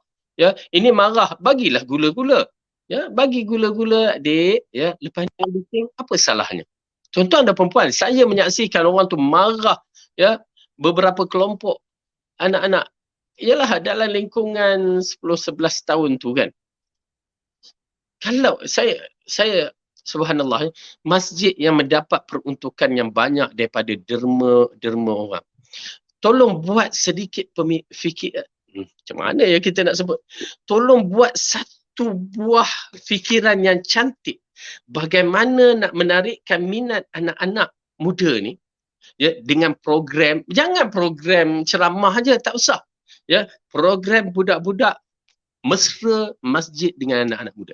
Maksudnya, orang Malaysia ni, dia jenis suka makan. Okey, budak-budak ni, apa salahnya kita buat program seminggu sekali, bagi makan. Dengan acara-acara kita, okey, bagi taklimat, kita ajar, sambil tu campur, makan, ajar, hadiah, makan, ajar, hadiah. Begitu dalam bentuk. Dan kita jadikan waktu solat tu, okey, tugaskanlah seorang hamba Allah tu, okey, ajarkan mereka duduk dan kita bagi taklimat. Okey, siapa yang diam, okey, semayang bagus, kita akan bagi begini, begitu. Apa salahnya? Saya tahu. Kerana perkara ini ditentang oleh pengurusi masjid sebuah masjid tu. Ya, kita seorang tu cuba bagi idea yang bernas. Dia kata takut budak tu solat tu ada riak. Tak ikhlas. Ya, kerana datang nak. Tuan-tuan dan perempuan, Imam Syafi'i pernah mengatakan, aku di waktu kecil menuntut ilmu, aku diberikan wang macam duit poket. Ya, macam budak-budak kita ni. Mula-mula memang aku pergi menuntut ilmu kerana itu tabiat budak. Maka akhirnya bila dah dewasa ataupun dah besar, aku menuntut ilmu kerana Allah. Hatta orang tua pun begitu. Ya, datang masjid, ya. Abu Sufyan belum waktu dia nak masuk Islam tu, bagaimana Rasulullah buat? Tahukah kita? Ya, sebelum masuk Islam tu dah Rasulullah berikan kebaikan kepada dia, mengangkat dia depan orang ramai. Dia seorang yang suka dipuji, lalu Rasulullah berikan kehormatan pada dia. Lepas tu, ya, nak lembutkan hati dia, berapa banyak peruntukan dibagi? 100 ekor unta untuk dia, 100 ekor unta. Sebiji ekzia seekor unta tu, 100 ekzia misalan. Berapa banyak dibagi? Nak lembutkan hatinya. Kemudian anak dia dikatakan, saya ada anak Muawiyah, dibagi 100 ekor unta. Yazid 300 ekor unta untuk keluarga Abu Sufyan. Untuk kelembutan hati. Tiba-tiba kanak-kanak, la ilaha illallah. Kreatifkan. Masjid perlu kreatifkan. Bagaimana? Jangan ceramah je. Orang tua pun duk ceramah, kita pilih ustaz-ustaz tu pun dia bukan dengar sangat. Hanya nak mengisi kekosongan, bukan nak mengisi ilmu. Itu masalahnya. Maaf, saya agak sensitif dalam bab ini kerana saya melihat, ya, masjid tidak memfungsikan dengan sebaik-baik mungkin sehingga anak-anak, ya, saya teringat sebuah masjid di sebuah kawasan Keramat sana, ya.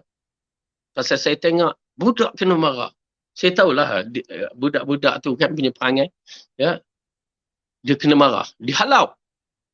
Saya jumpa dia, "Dik, ya, tak apa datang, jangan marah. Jangan tak datang lagi. Saya tak ingat saya bagi ke duit sikit ke. Okey, datang ya. Datang solat." Tuan-tuan dan perempuan, kenapa halau dia? Kenapa tak bagi buat enjoy, friend, ya? Tak apa, kita tengok dulu, lepas tu jom kita panggil semua. Okey, ya, bagi. Tuan-tuan dan perempuan, kelembutan itu akan mengalahkan kekasaran. Ya, halau budak tu, halau. Masih lagi laluan mata saya teringat lagi. Ya, saya jumpa dia. Ya, dah tak apa, janganlah layan pakcik tu. Ya, tapi janganlah bising. Ya, datang. Wallahualam, saya tak ingat bagi ke tidak, saya tak ingat. Ya, tapi kita bagi semangat kepada dia. Ya. Dan oleh kerana tu, semenjak banyak perkara bila saya tengok ada budak-budak di masjid kan, kita bagi RM1 sebagai sokongan dia nak datang ke masjid. Ya, bagus dia datang ya, lah RM1. Alhamdulillah. Ya. Kemudian saya tertarik ada satu masjid dan ada beberapa juga masjid waktu cuti mereka adakan kan. Yalah, duit masjid banyak, apalah salahnya. Siapa yang sembahyang subuh, anak-anak yang sembahyang subuh berjemaah di masjid dibagikan hadiah berbentuk RM5 seorang. Ya, Masya Allah, saya kata bagus ni. Ya, satu potensi yang baik. Ya, satu perbuatan yang baik. Memang kita nak bawa anak-anak datang ke masjid. Buatlah, tuan-tuan dan perempuan, siapa di kalangan kita yang menjadi pengerusi masjid, buatlah. Ya, mudah-mudahan Allah berikan ganjaran pahala yang besar. Kerana kita nakkan kanak-kanak bersama kita di dalam masjid. Tak apa, bising sikit, tak apa. Ya, jangan kita halangkan begitu. Baik. Allahu Akbar. Kasih sayang Rasulullah kepada umatnya begitu besar. Beliau sangat khawatir jika umat beliau merasa kesulitan. Pada peristiwa Isra' Mi'raj ketika Allah mewajibkan solat sebanyak 50 rakaat bagi umatnya, beliau terus meminta jumlah rakaat yang diwajibkan menyusut hingga 5 rakaat. 5 rakaat, bukan 5 rakaat, 5 waktu. Ya? Bukan 5 rakaat, 5 waktu. Okey. Betul kan tu? Allah mewajibkan sebanyak 50 waktu. 50 waktu. Rakaat kita satu waktu itu ya 4, 2 dan 3. Jadi 4 tu 3 kali 12, 13, 14, 15, 16, 17 rakaat. Okey. Jadi kasih sayang Rasulullah itu Allah mewajibkan sebanyak 50 waktu bagi umatnya. Beliau terus meminta kepadanya agar mengurangi jumlah waktu tersebut. Akhirnya jumlah waktu yang diwajibkan menyusut hingga 5 waktu, namun pahalanya setara 50 waktu dalam sehari semalam. Hal ini merupakan rahmat dari Allah bagi kita umat Muhammad. Okey, dalam bab peristiwa Isra' Mi'raj ini adalah satu peristiwa yang agung bagi saya, yang saya beriman. Ya, tuan-tuan, kita beriman tanpa banyak bicara kerana persoalan itu adalah persoalan yang unik, persoalan yang gaib, persoalan yang berkaitan dengan perjalanan Rasulullah melalui hadis-hadis yang sahih. Disebabkan hadis sahih itu kita beriman. Kalau bukan hadis sahih, kita takkan beriman. Disebabkan hadis sahih itu, maka Abu Bakar membenarkan. Maka As-Siddiq dapat gelaran kepada Abu Bakar. Kita nak mengikut gelaran As-Siddiq itu seperti mana Abu Bakar dapat, maka kita beriman tanpa banyak bicara. Bahkan Abu Bakar kata apa? Kalau dikatakan jauh lebih itu pun aku percaya. Dan kita katakan kita beriman juga. Okey. Kerana apa? Perjalanan dalam menuju dalam kisah Rasulullah sallallahu alaihi wasallam pergi Isra' Mi'raj ini ya amat penting sebagai usul akidah kita. Bagi orang yang ingin menyaksikan usul akidah tu, dia akan meneliti dari sudut akidah ya, penjelasan tauhid penjelasan tauhid, penjelasan apa yang berlaku pada diri Rasulullah sallallahu alaihi wasallam. Pertama, saya sukakan menceritakan dalam bab ini, kita kupaskan sedikit peristiwa Mi'raj, naik ke langit. Isra', perjalanan dari Masjidil Haram ke Masjidil Aqsa. Itu perjalanan siang di atas darat Isra'. Bila naik ke perjalanan malam di atas darat, ya, di antara Masjidil Haram ke Masjidil Aqsa. Okay. Daripada Masjidil Aqsa naik ke atas langit itu dinamakan Mi'raj. Ya, Allah sebutkan dalam Al-Quran ya berkaitan dengan malaikat turun naik yang bawa amalan soleh tu Mi'raj ke atas langit, naik ke atas langit. Yang perlu kita bahaskan atau terangkan dalam bab ini, kita beriman perjalanan Rasulullah sallallahu alaihi wasallam menuju ke langit. Akal tak boleh terima. Akal memang tak boleh terima, tetapi iman menerima disebabkan teknologi zaman ini membuktikan kemampuan manusia melepasi jarak-jarak tertentu di atas langit. Tetapi keistimewaan hamba Allah ini yang bernama Muhammad, rahmatan lil alamin, yang Allah telah angkat dia sebagai seorang lelaki yang paling istimewa, lalu dia bawa sampai ke langit yang ke-7 sana. Baik. Langit yang pertama ada penjaganya. Dalam hadis tu kita beriman, berarti langit itu ada pintu-pintu. Dia ada 7 petala langit. Okey, ada pintu-pintunya. Di dalam hadis itu mengisyaratkan malaikat Jibril meminta izin. Lalu ditanya apakah dia dimasukkan golongan yang dibenarkan? Ya, lalu dibenarkan. Okey. Ingat ya tuan-tuan dan perempuan, ada perkara-perkara yang boleh melepasi langit pertama itu sampai ke 7. Ada perkara yang tidak boleh melepasi langit pertama. Ya, di antaranya roh orang yang beriman akan melepasi 7 petala langit. Kalau kelip mata. Adapun roh orang yang kafir, dia tidak akan melepasi walaupun langit pertama. Dan juga satu lagi, roh orang yang beriman dalam keadaan berhutang, dia tidak akan melepasi langit yang pertama. Rugi kita. Oleh kerana itu berhati-hati tentang hutang. Kemudian, dalam peristiwa itu, jarak antara langit pertama dengan langit yang kedua itu, ya, dan langit-langit yang berikut, yakni jarak antara dua langit itu, di dalam hadis yang diriwayatkan oleh Ibnu Mas'ud, ya, yang dikatakan hasan li ghairihi, hadis bertaraf sahih, ya, maka antara langit ke langit itu 500 tahun perjalanan. 500 tahun perjalanan. Adakah perjalanan yang dikaitkan dengan kita? Wallahu alam. Maka 500 tahun perjalanan antara langit satu dan langit kedua. Galaksi berada di langit yang bawah langit bumi. Okey.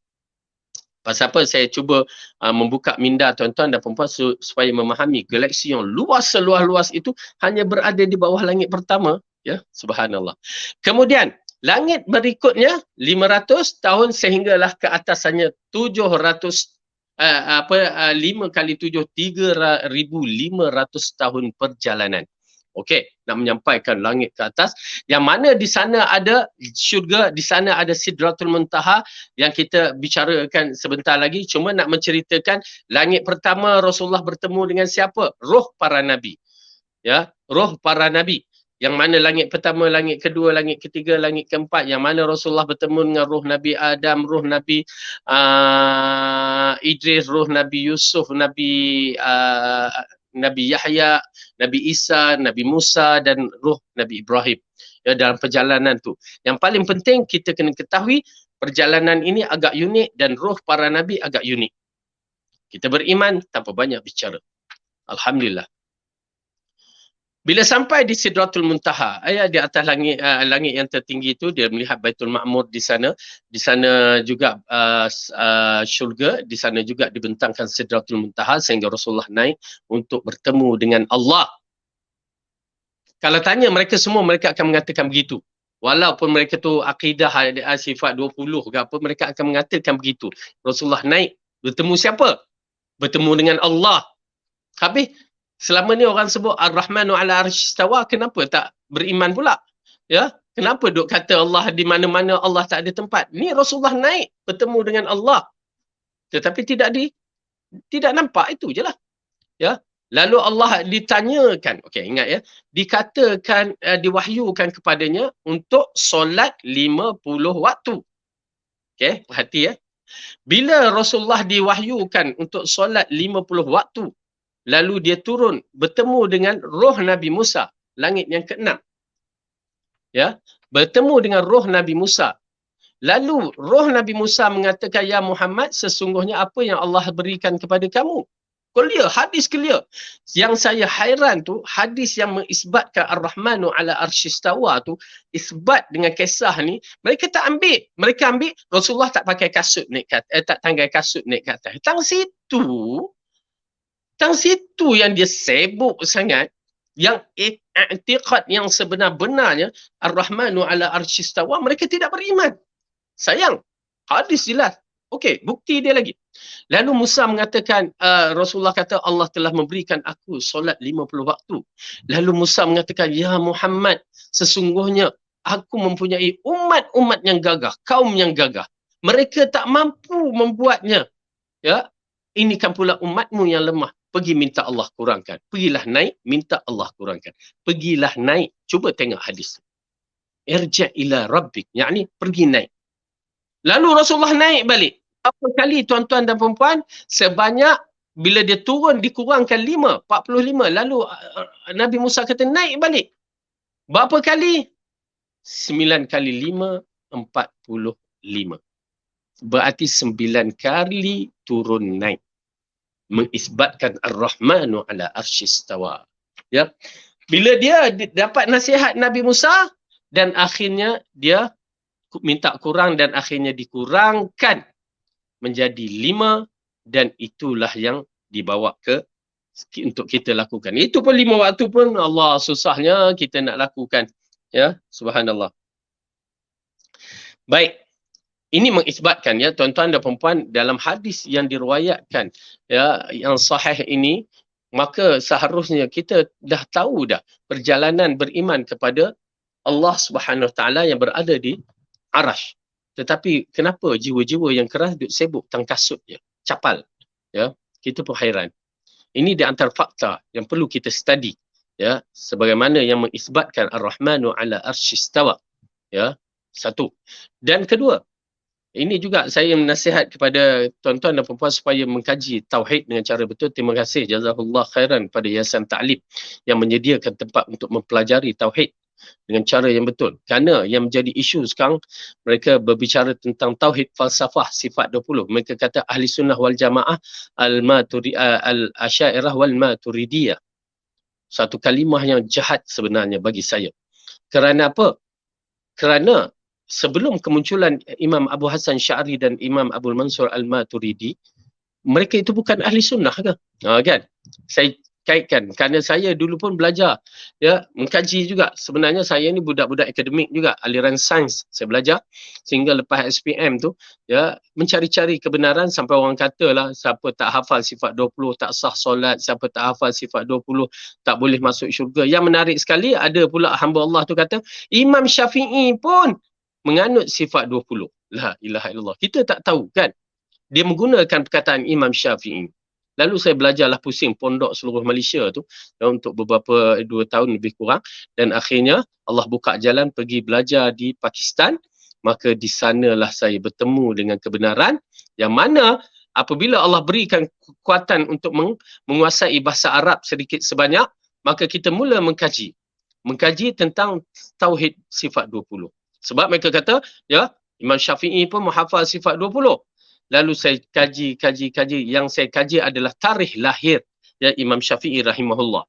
Bila kaji tarikh lahir Imam Syafi'i rahimahullah dan Abu Hasan Sy'ari yang dikatakan pengasas sifat 20 itu, maka kita dapati satu jarak yang begitu jauh. Ya, alhamdulillah Allah bagi saya budak akademik pada peringkat awal. Bukan budak pondok yang terus mencumutkan pemikiran sebahagian daripada mereka. Alhamdulillah. Ya, jadi budak akademik dia nak mencari kebenaran. Kita nak cari kebenaran. Okey, kita buka, lapangkan dada. Memang saya masuk tarikat, saya masuk apa, tetapi saya bukan taksub. Akhirnya saya dapati. Ya, apabila saya melihat Abu Hasan Imam Asy-Syafi'i lahir pada tahun 150 Hijrah. Ingat, okey? 150 Hijrah. Dan wafatnya Imam Syafi'i ataupun matinya Imam Syafi'i pada tahun 204 Hijrah. Okey, kerana umur dia 54 tahun meninggal. Tahun 150 Hijrah dan wafatnya 204 Hijrah. Okey? Tengok pada tarikh wafatnya 204 Hijrah. Dan saya kaji pula tarikh lahirnya Abu Hasan Sy'ari. Lahirnya Abu Hasan Sy'ari pada tahun 260 Hijrah. 260 Hijrah dengan 204 Hijrah. Berapa jarak? Ya, lebih kurang 46 tahun. Oh, lepas wafatnya Imam Syafi'i, 46 tahun, baru Abu Hasan Sy'ari lahir.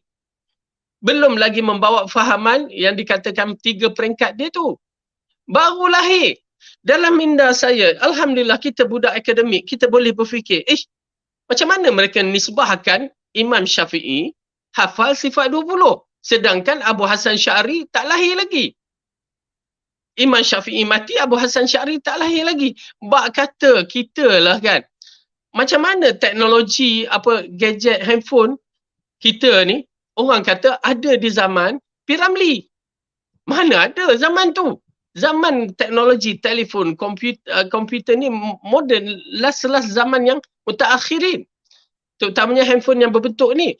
Hatta pada tahun 80-an, pun handphone 80-an ya, nanti tahun berapa ya, 98 tu, okey 90-an, handphone pun bukan handphone macam ni. Ada handphone yang besar yang paling anjing pun mati tu. Tiba-tiba kata ada muncul pada tahun 40-an. Tak logik, tak terima di akal. Maka begitulah kedudukan ya Imam Syafi'i yang lahir pada tahun 150 Hijrah dan wafat pada 204 Hijrah dikatakan menganut sifat 20. Tipu. Pengkhianatan terhadap Imam Syafi'i. Bahkan Imam Syafi'i tak kenal Abu Hanifah. Tidak kenal Abu Hasan Asy'ari dan tidak kenal Abu Mansur Maturidi, dan dia tidak pernah menganut sifat 20. Maka apakah dia tidak menganut Ahli Sunnah wal Jamaah? Satu persoalan yang mesti mereka jawab. Jawablah, apa pun jawablah. Ini fakta. Oleh kerana itu tuan-tuan dan puan-puan, ilmu memisahkan antara kebodohan, kejahilan dengan kebenaran. Baik. Jadi di sini kita melihat ya apa yang berlaku dalam siri beriman kepada Allah tu dah jelas, dan begitu juga Rasulullah sampai mengurangkan solat daripada 50 waktu menjadi 5 waktu sahaja, menunjukkan rahmat dia kepada umatnya. Kasih sayang Rasulullah SAW terbukti pula dengan doa mustajab yang disimpan untuk kebaikan umat Islam pada hari kiamat. Likullin nabiyyin da'watun mustajabatun fata'ajjala kullu nabiyyin da'watahu wa inni ikhtaba'tu da'wati syafa'atan li ummati yaumal qiyamah fahiya na'ilatun insya'Allah man mata min ummati la yusyriku billahi syai'a. Okey, setiap Nabi dikurniakan satu doa mustajab, mereka semua telah menggunakannya saat di dunia. Hanya aku yang menyimpankan doa tersebut agar dapat dijadikan sebagai syafaat bagi umatku pada hari kiamat. Dengan izin Allah, syafaat ini akan menolong umatku yang meninggal dalam keadaan tidak menyekutukan Allah dengan sesuatu apa pun. Tuan-tuan dan puan-puan, satu kelebihan yang Allah bagi kepada kita, umat Muhammad yang terpilih ini, Nabi-Nya menyimpan syafaat untuk kita. Syafaat apa? Menyelamatkan orang yang tidak melakukan syirik kepada Allah. Tuan-tuan dan perempuan, kalau orang tu buat kabair, dosa macam mana besar pun, dia tak melakukan syirik, peluang mendapat syafaat ni ada. Oleh kerana tu kita ni alhamdulillah penuntut ilmu beristighfar banyak-banyak kembali kepada Allah. Ya, syafaat Rasulullah sudah terbentang. Tak mustahil ianya akan menyelamatkan kita dan mendudukkan kita maqam yang tertinggi juga di sisi Allah nanti. Ya, insya-Allah, amin ya rabbal alamin. Kasih sayang Rasulullah SAW pun jelas, terlihat jelas di dalam hadis yang berikut. Laula an asyqa ala ummati la amartuhum bisiwak inda kulli salatin wa ta'khiril isya. Seandainya bukanlah kerana khawatir memberatkan umatku, aku perintahkan mereka bersiwak setiap kali wuduk. Inda kulli salatin, bukan setiap kali wuduk tu, setiap kali solat, ya, betul kan? Bersiwak setiap kali solat. Dalam riwayat yang lain setiap kali wuduk. Ya, laula an asyqa ala ummati amartuhum bisiwak inda kulli solah atau inda kulli wuduk. Dalam riwayat yang lain inda kulli wuduk. Kalau tidak memberatkan umatku, aku akan menyuruh mereka melakukan siwak pada tiap-tiap kali solat. Riwayat lain tiap-tiap kali wuduk. Jadi di sini dia letak solat, maka kita letak solat. Ya. Wa ta'khiril isya, dan aku perintah mereka agar melewatkan isyak, melambatkan isyak. Okey, ini di antara perkara yang menarik. Pertama, perkara yang menarik di sini, Rasulullah adalah sunnah dia bila dia berwuduk dia akan bersiwak, ataupun bersolat dia akan bersiwak. Bersiwak waktu wuduk tu satu, dan waktu solat tengah berdiri itu pun dia bersiwak. Okey, itu merupakan satu perkara kelebihan dalam bentuk siwak. Ya, kayu siwak tu, itu kelebihan dia. Boleh dibawa sebelum wuduk ataupun nak solat tu. Kalau berubat gigi, dia waktu sebelum wuduk aja, ataupun selepas makan atau di rumah. Tapi siwak tu lebih jauh lagi, ya, kelebihan dia. Okey, hatta kita lihat dalam hadis Rasulullah balik ke rumah, dia mulakan ya di dekat pintu tu dengan bersiwak, menunjukkan dia gosok gigi ya untuk bertemu dengan keluarganya dalam keadaan haruman. Okey, baik. Kemudian yang kedua, ta'khirul isya. Di sini ingat tuan-tuan dan puan-puan, bila dikatakan ta'khirul isya, fadilat melambatkan isyak tu besar bagi solat berjemaah, bukan bagi solat seorang-seorang. Kalau solat seorang-seorang, maka diafdalkan awal waktu. Misalnya wanita-wanita yang berada di rumah, maka afdal dia adalah di awal waktu. Bagi lelaki memang di masjid, dan masjid mengikut imam. Kalau imam lewatkan, maka kita lewatkan. Maka lebih pahala dia. Tapi kalau di awal waktu, kita ikut awal waktu, tetap besar pahalanya. Okay? Supaya jangan disalah sangka, kerana setengah orang dia sangka, dia solat, dia solat seorang-seorang, dia solat lewat isyak. Tak boleh.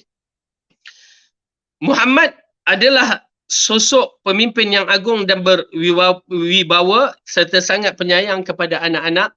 Abu Hurairah bertutur bahawa Aqra' ibn Habis At-Tamimi melihat Rasulullah mencium Hasan bin Ali, lalu dia berkata, aku memiliki 10 anak lelaki tetapi aku belum pernah mencium mereka. Ya, Rasulullah cium baby kan. Lalu Rasulullah mengatakan, beliau memandang kepada Aqra' dan bersabda, man la yarham la yurham. Barang siapa yang tidak ada sifat menyayangi, dia tidak akan disayangi. Okey, kaedah kanak-kanak itulah kaedah dia. Ya, sayang, kita sayang. Kena sayang dia. Ya, itu kaedah kanak-kanak. Dia tak boleh ya melampaui batas. Dia ada ukuran umur-umur kanak-kanak yang perlu disayangi, yang perlu dididik. Ya, kita kena tengok pendidikan yang mana diutamakan. Dan apabila Rasulullah kata, ya, suruhkan kanak-kanak umur 7 tahun itu solat. Okey. Berarti mukadimah yang perlu kita faham, bawah tu penuh kasih sayang, ya, dan masuk usia-usia mereka itu yang boleh dididik melalui permulaan tu, didiklah. Ya, tetapi waktu itu tidak boleh dikeraskan dengan pukulan. Usia macam itu tidak boleh dikeraskan dengan pukulan. Ya. Kemudian bila pasal mereka ni banyak mengikut. Ini menangis sikit kita pukul, ni sikit pukul, tak boleh. Okey, masuk umur 7 tahun maka boleh dikeras tegaskan. Kerana waktu itu adalah waktu input yang cukup cantik. Masuk 10 tahun maka waktu itu adalah waktu ketegasan. Yang mana Rasulullah kata pisahkan ya pasangan anak lelaki dan perempuan, hatta kanak-kanak itu tidur, hatta dengan mak bapak jika kanak-kanak itu pun tidur, kena pisahkan ya. Sekali-sekala itu lain cerita, tapi tak boleh dijadikan sentiasa, kena pisahkan 8 ke 10 10 ke atas ya. Maka kalau dia tak solat, pukul. Dan pukul pula ada hukum hakam cara pukul, bukan pukul tu dia macam nak mati ya. Kenapa? Kalau tak boleh pukul, cukup letak warning dengan rotan tu. Tak solat ni dia, letak je.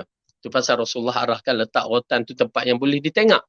Ya, kanak-kanak akan ditrainkan daripada umur 7 sampai ke 10, dan 10 itu ketegasan kita sampai umur 14 ke 15. Bila dah masuk 14 ke 15, iaitu yang dikatakan ulama waktu umur baligh, 15 tu bagi lelaki lah, kan baligh, maka dia kena jadi kawan.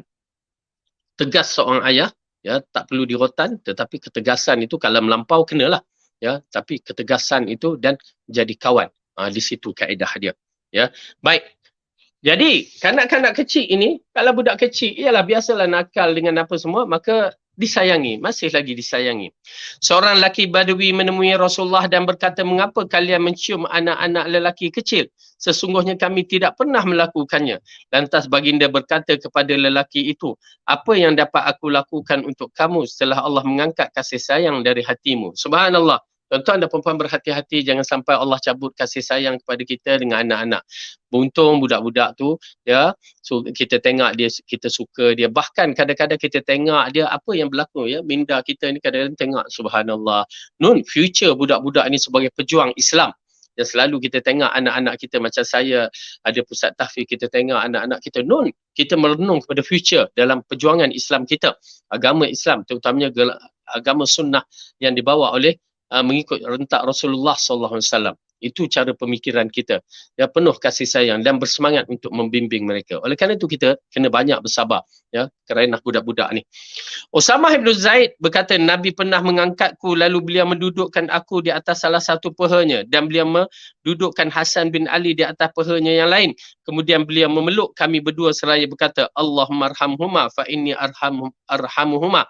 Ya Allah, rahmatilah mereka berdua kerana sungguhnya aku menyayangi mereka. Ya, kenapa Usamah ibn Zaid cakap begitu? Ya, disebabkan dalam kisah ni Usamah ibn Zaid bukan cucu Rasulullah, betul? Bukan. Kerana Zaid ibn Harithah itu bukan anak Rasulullah, tapi dikatakan anak angkat dia. Ya, anak angkat dia, yang mana dijadikan asalnya Zaid ni hamba, lalu dibebaskan, ya, jadi anak angkat, Dan kita tahu kisah itu berkaitan dengan ayat Al-Quran dalam surah Ahzab, ya, apabila hari Zaid nak dinikahkan, ya, dengan Zainab, dengan Zainab apa? Apa ke nama dia? Dah lupa dah. Okey, al-muhim apabila Zaid bernikah dengan Zainab, ya, bernikah dengan Zainab, rupanya level Zainab tahu dia ingat Rasulullah meminang untuk diri Rasulullah, dia terima, tetapi Rasulullah kata untuk Zaid, maka berlakulah perkahwinan. Maka bila berlaku perkahwinan, macam tak ngam lah, ya, kerana kedudukan Zainab waktu itu, ya, dengan Zaid agak berbeza kedudukannya. Maka berlakulah perkara-perkara yang tidak berapa sihat, yang mana akhirnya Zaid tertekan nak menceraikan. Rasulullah kata jangan ceraikan, ya. Lalu tiba-tiba Zainab bintu Jahsy, ya, lalu tiba-tiba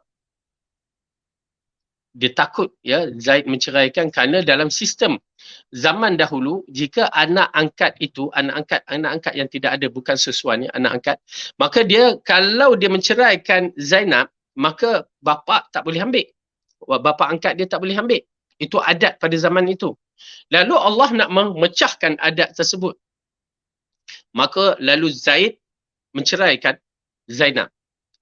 Waktu Zainab diceraikan selepas iddah dia, maka turun ayat Allah mengahwinkan Zainab dengan Rasulullah sallallahu alaihi wasallam. Oleh kerana itu Zainab bintu Jahsy bermegah, ya, dia bangga, dia kata pada isteri-isteri Rasulullah yang lain, kau orang ni, ya, mak bapa kamu yang masuk meminang ataupun yang mewalikan kamu, tetapi aku, Allah yang mewalikan aku dari 7 petala langit. Kan, itu dia Zainab bintu Jahsy. Okey, kemudian itulah hukum yang berlaku yang menyebabkan adat menjadi pecah, yang mana anak angkat boleh dikahwini oleh bapaknya. Maka waktu Zaid pun alhamdulillah dia berkahwin lain, dapat cucu, dapat anak, maka nama anak dia adalah Usamah ibnu Zaid, ya.